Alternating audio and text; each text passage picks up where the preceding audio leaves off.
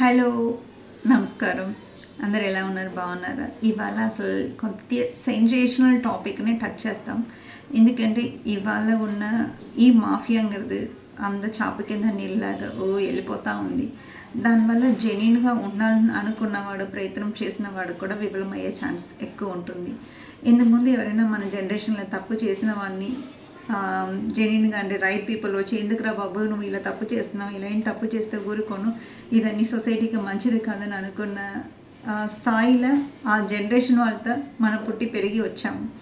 కానీ ఇవాళ ఉన్న జనరేషన్ అంటే నువ్వు తప్పు చేయకుండా జెన్యున్గా నీ పని చేసుకున్నప్పుడు తప్పులన్నీ చేసుకున్నవాడు వచ్చి అరే ఏంటో నువ్వు తప్పు చేయకుండా ఇలా బతికితే ఎలా బతుకుతావు, ఇలా కాదు ఇలా కూడా నువ్వు బతకాలి, ఇలా నువ్వు చేస్తేనే నువ్వు బతకగలుగుతావు అని సలహాలు ఇచ్చిన దుర్భాగ్య స్టేజ్లో కూడా మనం ఉన్నాం.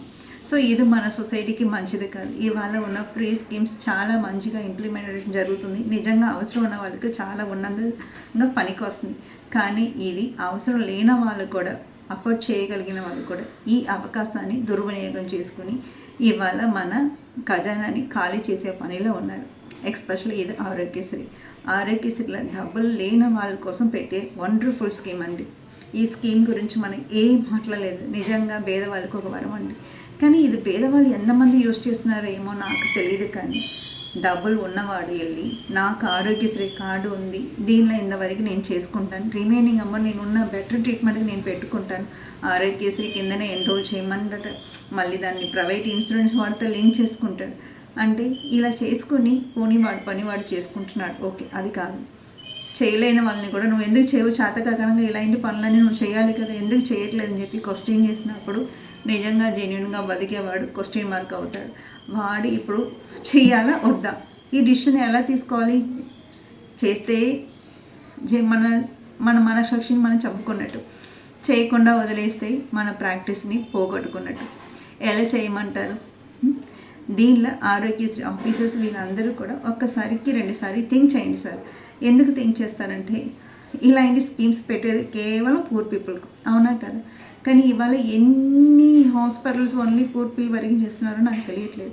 దాన్ని టాపప్ పేరుతో టాపప్ చేసుకుని దాన్ని ఇంకా ఒక రంగ ప్యాకేజ్ని కన్వర్ట్ చేసుకుని చేయటం అనేది ఎక్కువ అవుతుంది.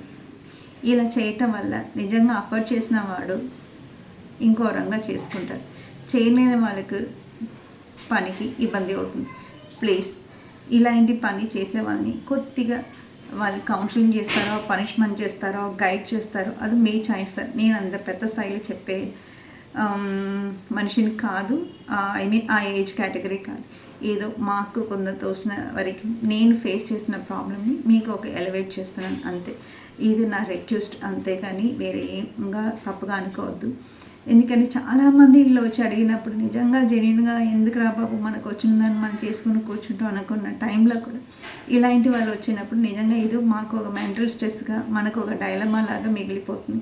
అటు ఇటు కాని వాళ్ళు తప్పుడు దారిలో తొక్కే ఛాన్సెస్ ఎక్కువ ఉండదు. ఈ ప్రాబ్లమ్ని ఫేస్ చేయడానికి చాలా విల్ పవర్ కూడా అవసరం అవుతుంది. ఇలాంటి వాళ్ళ మీద కొద్దిగా మానిటర్ చేయండి. మానిటర్ చేసి ఈ స్కీమ్ అంతా కూడా ఓన్లీ పూర్ పీపుల్ పనికి వచ్చినట్టు చేయండి. Thank you so much sir.